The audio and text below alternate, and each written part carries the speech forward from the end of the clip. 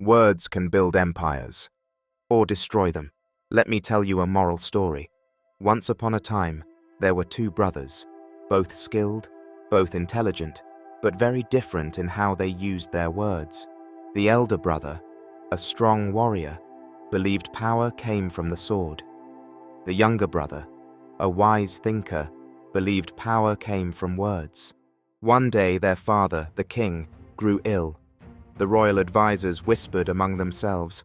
Soon, one of the brothers would rule. But who? The king decided to test them before choosing his successor. He called his sons and said, "Go into the kingdom and show me how you can gain power. Return in 1 year." The elder brother rode off with his army, determined to conquer. The elder brother traveled to distant villages, demanding loyalty. He drew his sword before the people and said, "Swear allegiance to me or face the consequences." Some people obeyed out of fear. Some resisted, but were forced to bow. With each conquered village, his army grew and his reputation spread. He believed he was building an empire.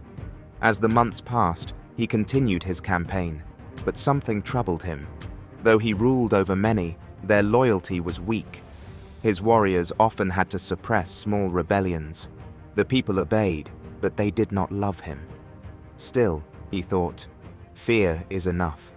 Power is power. Meanwhile, the younger brother entered villages with no army, no weapons, only his voice. Instead of demanding, he listened. He learned about the farmers' struggles, the merchants' worries, and the elders' wisdom.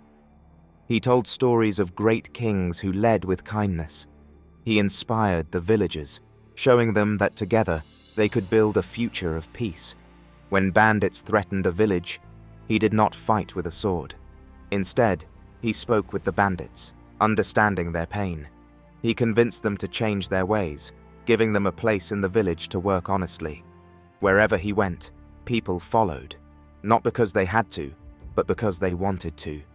Over time, his words built trust, and trust built unity.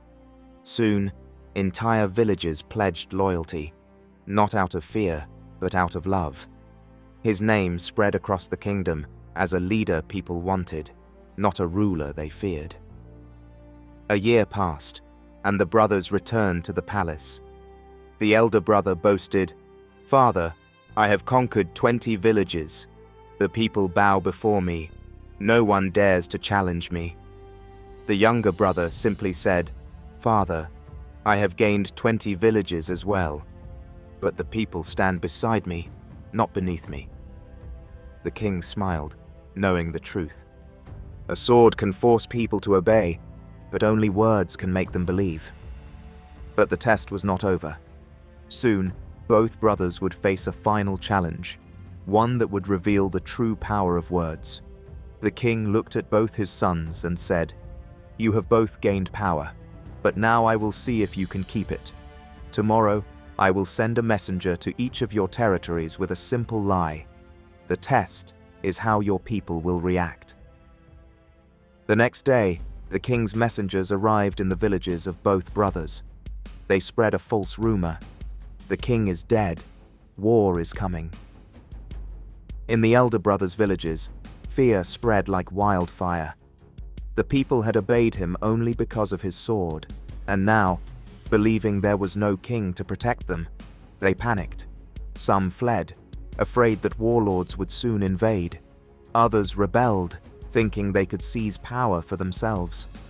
His own army, built through force, started turning against him, demanding rewards or threatening to leave. Within days, the empire he had built began to crumble. His sword had won him power, but it could not hold his kingdom together. Meanwhile, in the younger brother's villages, the people reacted differently. Instead of fear, they waited for guidance. They had trusted his words before, and they would trust him again.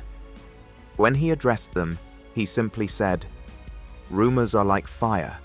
They can burn everything if you let them, but the truth is like water. It will always rise to the surface." The people believed him, and the panic faded. No one rebelled. No one fled. His kingdom remained strong. The king gathered his sons once more. To the elder brother he asked, "Where is your army?" The elder brother hung his head. "Gone. Fear destroyed everything I built." To the younger brother, the king asked, "And your people?" The younger brother smiled. "They stand with me because I have given them words they can trust." The king then declared, "The sword can win battles, but only words can build a lasting empire. My kingdom needs not a conqueror, but a leader." And so, the younger brother became king, not because of force, but because of the power of his words. After the younger brother was crowned king, the elder brother stood before the court, his arms crossed, his expression tense. "This is a mistake," he declared. "A kingdom needs strength to survive, not just words. What will you do when enemies come with swords instead of speeches?" The court fell silent. The younger brother met his gaze calmly. "Strength is important," he admitted. "But true power is not just in battle. It is in unity, in wisdom, and in the hearts of the people." The elder brother scoffed. "Then prove it." Days later, a crisis arose. A group of rebel soldiers, unhappy with the new rule, gathered at the gates, demanding change. The elder brother reached for his sword. "Now you'll see," he said. "Words won't stop warriors." But the younger brother did not raise an army. Instead, he rode out alone to meet the rebels. He listened to their grievances, spoke with wisdom, and made them feel heard. By the time he returned, the rebels had laid down their arms and sworn loyalty to him. The elder brother watched in disbelief. "You stopped them without a fight?" The younger brother smiled. "Not all battles need bloodshed.